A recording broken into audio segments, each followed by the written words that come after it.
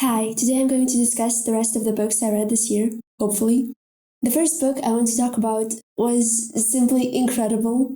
When you read something like Thérèse Raquin by Émile Zola, you want to take a long shower and then hide somewhere so that you don't have to interact with another human being for a while. I've had this feeling with other French novels I read in the past, and I don't want to jump to conclusions, but at the same time I do. The story itself isn't that impressive. I can tell you the entire plot in less than 5 minutes, keeping all the relevant details. But the way it was written was so different from what I expected. Don't get me wrong, it's the same good old Zola with his cruel naturalism, and there's nothing particularly innovative about this. It's the same old unhappy family novel. I feel like I was meant to pick this up while I was working on my analysis of Anna Karenina and Crime and Punishment. And forgive me, Dostoevsky, for saying this, but I feel like Thérèse Raquin is a sort of crossover between the two. To some extent, if you squint your eyes. To be honest, back then I saw Crime and Punishment in everything because I was and I am so in love with it. I even saw it in Anna Karenina, like really obvious influences. Funnily enough, Flaubert, the author of Madame Bovary, another novel about adultery, wrote to Zola that his Thérèse Raquin was an atrocious and beautiful book and that he was stunned. In the same letter, he wrote that he wanted to see him to talk at length about the book.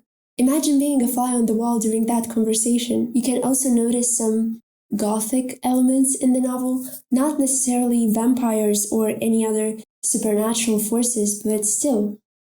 Most of the supernatural is easily explained by the psychological here, but it's still lingering there in the background. If you believe that you have a dark sense of humor, I think that you might enjoy this if you're patient enough. There's also a bit of melodrama here, but Zola treats it in his own way, and I really love his sarcasm. Thanks to this amazing novel and Crime and Punishment, I looked up really interesting processes like the decay of corpses in different conditions. If you can't keep yourself from searching it, at least don't click on anything that would give you pictures. As a sensitive person, I wasn't ready for this, and I wasn't ready for thoughts like, this is the future of my body, probably. I'm so excited for the rest of my life. Anyway, the whole idea that these characters can build their happiness on someone else's tragedy is explored in the novel, and it's done perfectly, in depth, and without too much moralizing. I think that if publishers were wizards, this book would have been the Monster Book of Monsters. This seems to be Zola's approach to most of his characters. He treats them almost like a scientist. These people are simply guided by their impulses, by the laws of nature. They refuse to accept their freedom. They lock themselves into a stinky cage, and they desperately try to smile at each other. The second book I'd like to talk about is Anna Karenina. I made 8 videos about it, so this isn't going to be an in-depth review. What is this novel about? You could say that it's about extramarital affairs, or 19th century Russian society, or finding one's life purpose, but it's ultimately about family.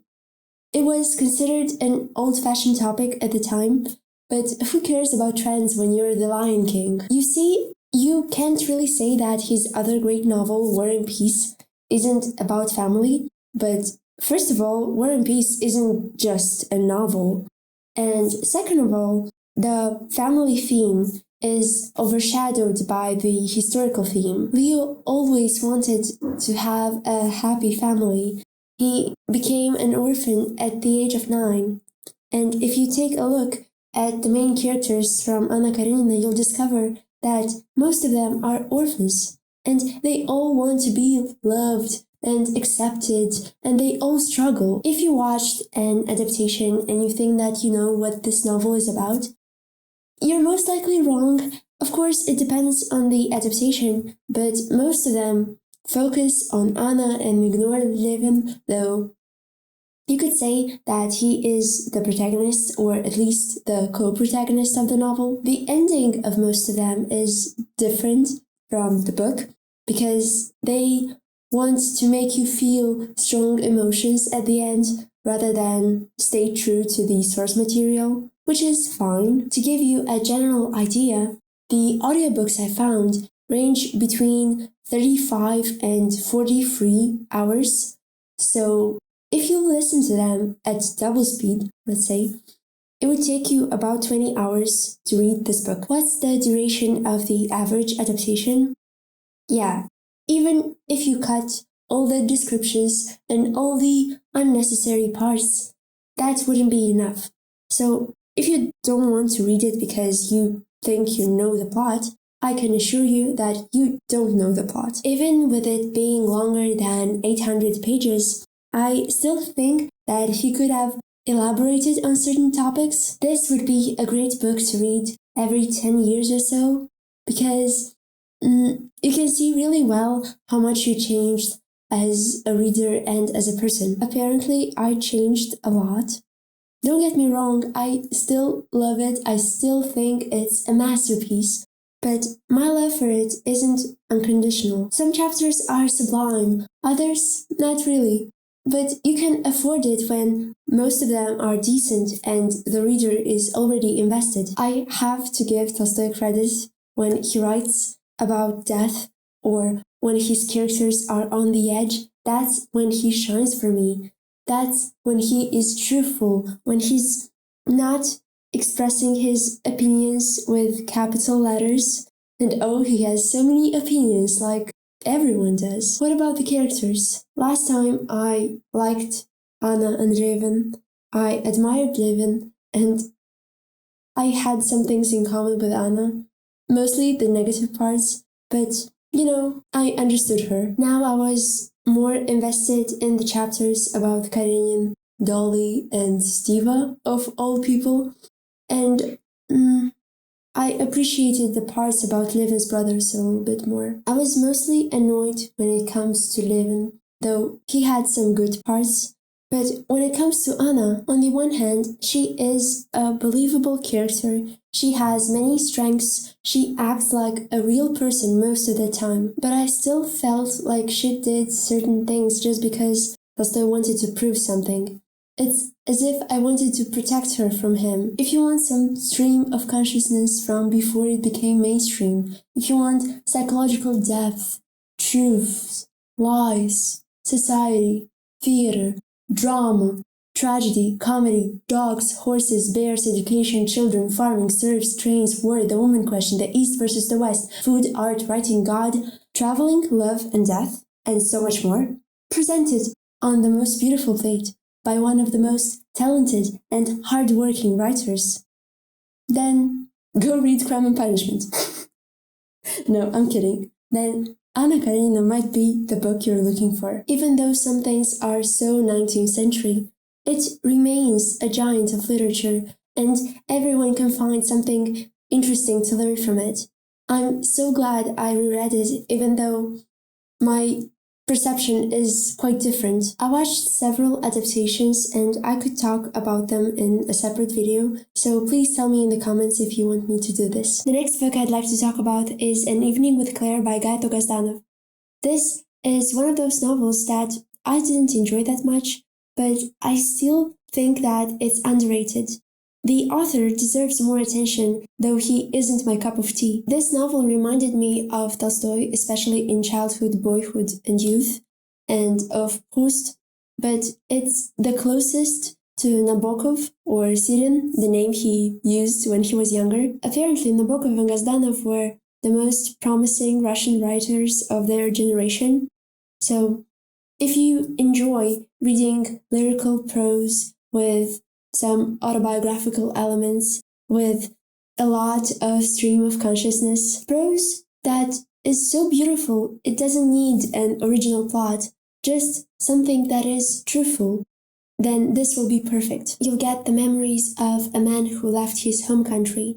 He focuses on the details from his childhood and his adolescence, on his involvement in the Russian Civil War, and of course on his relationship with Claire. This story couldn't have been written without her, though her role isn't that big, for the reader at least. You understand that for the protagonist, she is much more important than it would seem from an outside perspective. The last name of the protagonist, Sosedov, meaning neighbor, seems to allude to the fact that although there are some autobiographical elements in the novel, and he is close to the author, they're not the same person. In my case, though the writing style was beautiful, it didn't do anything for me.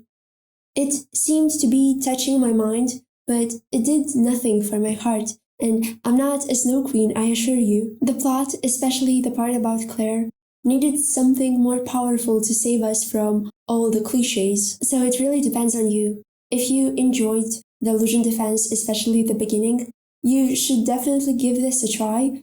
It's quite short as well, so even if you don't like it, it won't be too annoying. By the way, one of his other works, Night Roads, also has some autobiographical elements because the writer worked as a taxi driver for 25 years. I might be interested in that because apparently it has more to do with existentialism in Paris, more than An Evening with Claire. The next book I read was Dune Messiah, the second part of the Dune series by Frank Herbert. I read the first book last year as an attempt to get into science fiction, and I enjoyed it despite its flaws. Some parts were incredible. The second book is said to be the weakest one, a transitional one, so I didn't have great expectations for it. Before I read it, I made a deal with myself that even if it wasn't that great, I'll still give The Children of Dune a try. I will give it a chance, but not in the near future because this was really disappointing. Most of the things that I enjoyed about the first part weren't present here. I'm not going to tell you anything about the plot because this will spoil the first two books of the series for you, but if you're somewhat interested in cults and politics, you won't hate it at least. There are so many fans of this series reviewing and discussing it that I feel like I would do this book a disservice if I try to analyze the themes. As someone said, truth suffers from too much analysis, so let's move away from it and not spoil the fun. The next book I read was Never Let Me Go by Kazuo Ishiguro. This was the first one I read from him, but I'm going to give him a second chance. I watched the adaptation when it came out, but I hoped that the book would give me more details and would present the story in a different way. It was such an easy read, though it wouldn't seem like that from the themes it tries to explore. You could read it in a day, but the flip side is that it won't have a big impact on you. At the same time, it will be heartbreaking even if you're not attached to the characters. I'm going to tell you what it's about without giving away too much, because it's so short and simple that even some annotations get into spoiler territory. So this is written from the perspective of a woman with an unusual job who tries to remember her childhood and adolescence. She spent most of her life at a special boarding school, so she talks about her experience there as well as in other places, but I feel like if I tell you one more sentence about the plot, you'll lose all your interest in the novel. If you don't enjoy coming-of-age stories, you'll dislike at least the first half of this book, when a child pretends to know more than their friends, when adults tell them the truth and don't tell them the truth at the same time. They tell them the most crucial information about their fates when they're really young and they can't understand how sick this is. They tell them information that would freak them out if they learned it as adults. For me, this was the best part. At least it gave me the promise of something bigger, something more complex coming up in the future. It gave me everything I needed to know about the characters and their world. So the second half was a bit repetitive and at times not as convincing. Although I said that it was an easy read, it was also boring at times. I felt like the author himself wasn't excited about it, though the narration had to be restrained because otherwise it would give away too much too soon. It simplifies so many things. It could spend hundreds of pages on because of lack of I don't know what. When it gets close to discussing the most important matters, it stops right before it should get really interesting. Some things were reinforced, though they didn't have to be, and there were a few pointless scenes that slowed down the narrative for no reason. The ethical concerns are relevant when it comes to human rights, but also animal rights. If you're not really interested in that, it shouldn't stop you from reading the book. It is only alluded to. When it comes to humans, it asks the most important questions about mortality and relationships. One of the three main characters can be really annoying at times, but I can't really blame her. And I can't blame the other characters either, although at times this book didn't explore what it set out to explore in depth, and it was better at asking questions than providing answers. I still think about it sometimes, and I can see why someone would enjoy it. It might be a good pick for a book club, especially if the readers have different interests, but I would never read it, to be honest. As an ex-anarchist and ex-teenager, I simply had to read Chesterton's The Man Who Was Thursday. It was enjoyable, and I will definitely read more from him in the future, but it was simply too short and chaotic to have a big impact on me. It's a funny but dizzying nightmare, and just like with real nightmares, for most of it you're a bit confused. An undercover agent enters an anarchist council, and all the members are assigned a day of the week. Some of them even have interesting nicknames. For example, Tuesday is Gogol. The Bible quote that comes up at one point can help you understand the meaning of the novel, but you'd have to read the whole episode to know the context in which it was uttered, because otherwise you'd be like, yeah, whatever, not knowing what exactly it entails. Even the names Lucian, Gabriel, Rosamund, and the title itself sends us in this direction because, as you probably know, the Last Supper occurred on a Thursday, not to mention all the other symbols you can find in the novel. Apparently, it's considered a metaphysical thriller, so if you're interested, it won't take you too much time and effort to read and analyze. But it will be very satisfying if you manage to solve the puzzle, if you link all the images that seem random at first. If you like tricksters, rituals, and philosophy, this is right up your alley. To end this on a high note, the last book we're going to talk about is The Passion According to GH by Clarice Lispector. To be honest, I'm a bit reluctant to express my thoughts on it because while reading certain paragraphs, I had the impression that I was reading something I wrote. Certain phrases were echoing my thoughts. I've never read any works of hers prior to this, yet my first reaction was recognition. And it's not because I've had some memorable interaction with a cockroach or any other thing related to the plot. I felt this with other writers when it came to theories and ideas, but never with the form of expression. It's a confession, really. It certainly resembles the process of someone who tries to reflect on the concepts that we sometimes take for granted. We prefer to read something we understand, yet the truths we perceive with our limited perspective also tend to be limited. It might be worth trying to go beyond that. Sometimes it means to question our beliefs, which is a very uncomfortable process. The narrator isn't just parroting the age-old ideas you can find in different traditions. She actually suffers for them. Because to remember what she is forgetting, she would have to die to enter this formless thing, something that anyone would be resistant to, because most people are attached to form. What would it be like to see a world independent of you? This would be difficult to imagine because the perceiver would have to disappear. We all assign meanings to things because otherwise we wouldn't be able to navigate the system. The narrator strips away everything. She is afraid, but she does it anyway. If you ever try to do this, you might discover some very unflattering layers. So this book could be an unpleasant reading experience for you.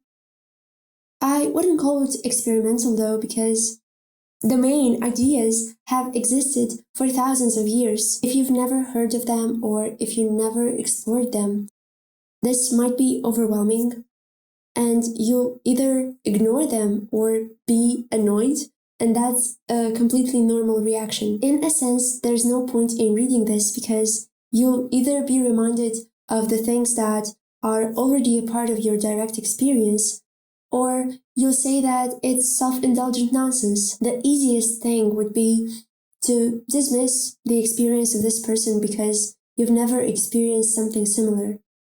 To admit that one could go through this process would mean to look at the parts of yourself you'd been ignoring, and as you can imagine, they aren't always the best ones. You can check out Noah's review of the same book. He goes a little bit more into the plot and provides some quotes as well, so maybe he'll give you a better idea of what this book is about. I'll leave the link in the description anyway. That's it for today. Thank you for watching and see you in the next video. Bye!